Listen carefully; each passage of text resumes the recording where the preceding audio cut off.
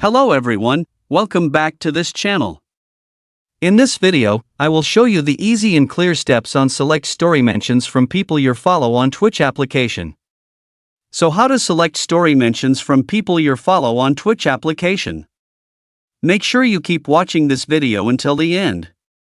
Let's get started right away. Firstly, open the Twitch app on your Android device. This is the initial screen of the Twitch app. Next, tap the settings icon at the top left. And appears like this. Tap Security and Privacy menu. Tap Story Mentions. And tap People I Follow.